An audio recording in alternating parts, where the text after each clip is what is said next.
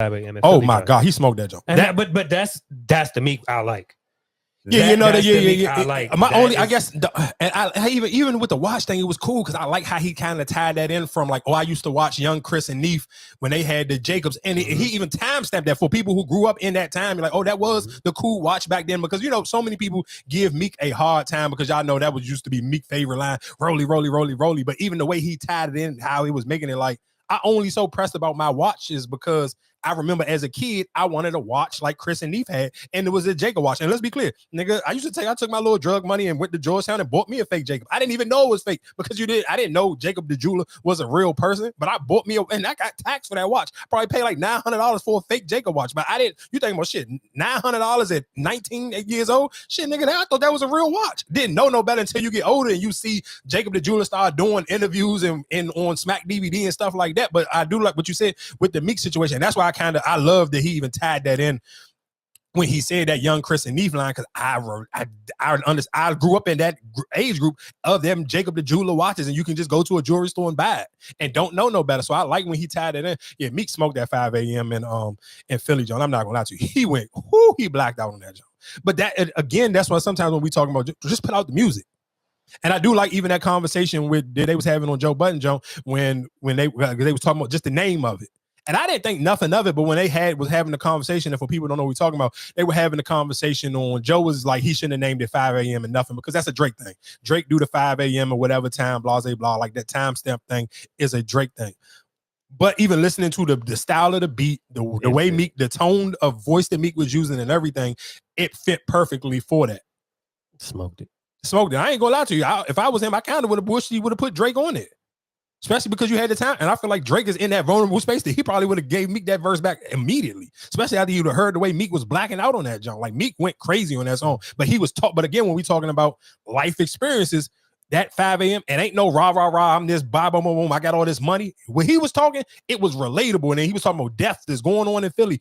Like it's the summertime, dog. If you don't care if you live in Chicago, you live in DC, wherever you live at, dog, we know for a fact, and it's sad, but we be honest, dog, you know for a fact that, dog, 4th of July right around the corner. In most major black cities, that the level of violence goes through the roof during 4th of July. And I know realistically, Chicago is the one that we almost highlight all the time because theirs is always the extreme, but that happened everywhere. It happened in DC too. Let's be clear. DC ain't no goddamn walking a picnic during goddamn 4th of July weekend. And I ain't talking about a goddamn memorial, though. I'm talking about on the off streets of DC. Like, bro, let's be clear. So when he talking, he just talking about what's going on in Philly and talking about how he losing certain players people, and you seeing like little dudes like rest in peace to Fat Cheese, like just seeing those things and him tying all that into the music and him even saying like why I cried when I was, talking about the reform stuff on the news. Like, bro, I've been like, this is my real experiences. Y'all can't want me to not be happy because I wish somebody would have did this for me when I was in jail. I actually sat in jail. I was a celebrity. I was famous, and nobody was doing what I was doing. So me change, like, he smoked that 5 a.m. joint. I'm not gonna lie. That version of Meek Mills, he should put out a whole EP. You want to put out an EP? And let's be clear, I don't necessarily think they will it chart. Absolutely not. But if you are a Meek Mills fan, or if you even just had songs that you have liked the Meek Mills before, I'm sure if you hear that 5 a.m. in Philly joint, you'll be like, oh, this is why I like Meek Mills. He definitely ain't no super braggadocious stuff. It's just real shit. It's literally like damn near listening to the news, but it's on beat, and the beat was hard, and his voice tone and everything was fire. Like something that you riding around. Yeah, you listening to, and he painted a great picture. And realistically, if you're a Meek fan, Meek know how to paint a great picture. He did it with the Tony Story series. Nigga, he painted something that like that storytelling. Like, don't be clear. Excuse me. I know how cool it is for us to pick and joke at Meek Mills when he do his little corny stuff on social media. But that nigga can, when he want to rap and actually get in that bag, ain't too many niggas can do it better than Meek. And I think that's why, again, when me and Marcus had that conversation, he was like, oh, you used to be a Meek fan. You wasn't even a Drake fan. It was because of that version of Meek Mills. Because just in my life experiences, when we talk about life experiences, that what Meek Mills is rapping about is more relatable to me than where Drake was at that time in his career. So we talking about, we got a lot more of this Meek Mills, that 5 a.m. and Philly Meek Mills than you ever have of whatever else. So at that point in time in life, hell yeah, that Meek Mills, that 5 a.m. and Philly Meek was way more relatable than being in relationships, because I wasn't even taking relationships serious. But life experiences was still happening to me. I still understood, like, dog, you crazy thing. Me and Marcus ain't never talked about this before, but just talking about miscellaneous life experiences. But we was in a car, leaving a club before, just because, and this was when I first got a bubble.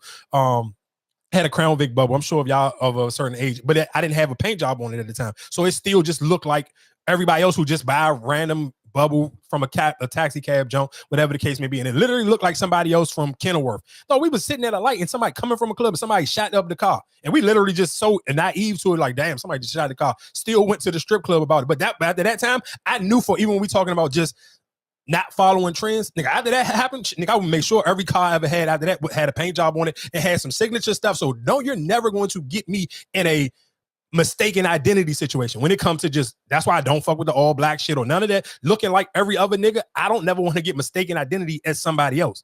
Because that was just a car situation. But I understood it. Like, I ain't take it personal. I get it. Okay, yeah, this car looked just like this other nigga from a neighborhood. And we right around close, leaving from coming from a go-go in the city, and you going on 50. So, yeah, okay, you pass Kenilworth to get on 50, whatever the case may be. I get it. I understood it. So, you do kind of like, you just tag that into the streets. But I just knew never to sit here and keep no car bare ass where it can look like somebody else's car ever again in life.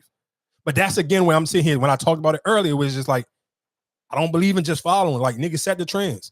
Let me start painting all my cars and sit here making my car signatures. Or something happens to this car, it's because I know I did something. It ain't because I look like somebody else. So that's why, again, I said with certain songs, and when I even tired of talking about when white people come in the comment section and using the word thug, it don't do nothing to me, because realistically, a definition by thug, nigga, that's probably 75% of my life. That was 75% of my life. Even when a girl was like, oh, I remember a girl in the comment section, she was like, oh, could you get people to come out to, and nobody, of course, because when you're in the comment section, people don't know you. People be from everywhere. But bro, I can show you videos, thousands of people singing and performing and dancing to songs that I helped create. I've done this before. This is why I can talk about some of these shits with real detail and not just off of my opinion. This is my, again, life experiences. I've been to places and packed out arenas before of my own merit of, hey, here go this flyer, we're gonna be here, this, that, and the third. That's the difference. And again, when we talk about just waiting for certain things, shit, I couldn't get in. You can't get into no city. I can't get in a club. I don't have no dates for no clubs. All the good clubs are already packed up. I talked about this on again, I think we talked about this last week. I said I did. It was a DMV documentary, the Dre All Day in the Paint was talking. We was talking about the print shop, and we were just sitting here saying like how people would just go in there.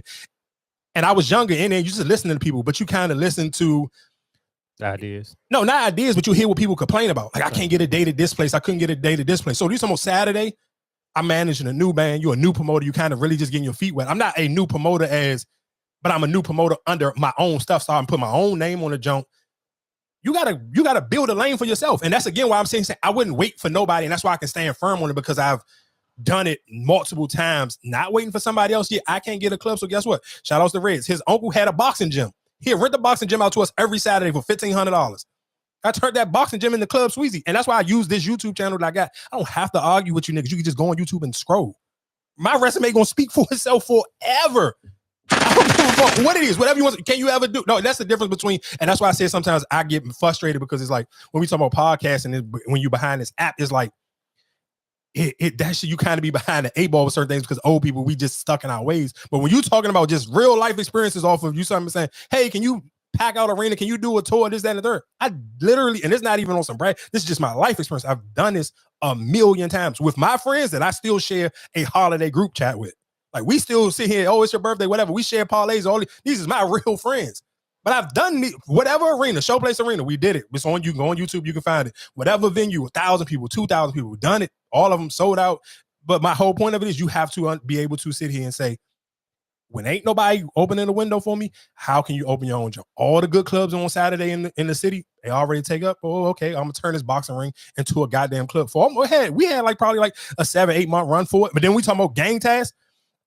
And you talk about stuff like that, nigga. Hey, literally, it's a YouTube video, a gang tag. Marcus didn't even can vouch for this. When I tried to throw a pool party with when they had their little pool situation going on, we put our name on the job. Oh, these niggas is a gang, because we was real, and it's not something to brag about when we talking about the thug thing. We was the first people that had gang in the back of our name. It was Sweezy Gang Entertainment. Nope, this was before Glizzy Gang or any of that. Our shit had gang at the end of it. And guess what? PG County had a gang test. Me and Shooters talked about this when we did our interview. And nigga, literally, when we was doing the ABM versus XIP, the gang test was on there. They was in the YouTube joint. They was on Go Central. They was coming to the CFE. Oh, these are two gangs about to have a joint at this venue. And we had to make videos saying that we wasn't a gang. We were just promoting the joint. So it's just what I'm telling you. It's just like when I hear white people use the word thug, and I just be like, I hope y'all don't think this shit do anything to me. Cause nigga, I lived a real life before I got on this goddamn microphone. Again, that's when we talk about life experiences. You got to actually kind of live real life to have real opinions, or even to call yourself an adult. That was my little TED talk. Archer podcast. Let that jump load up.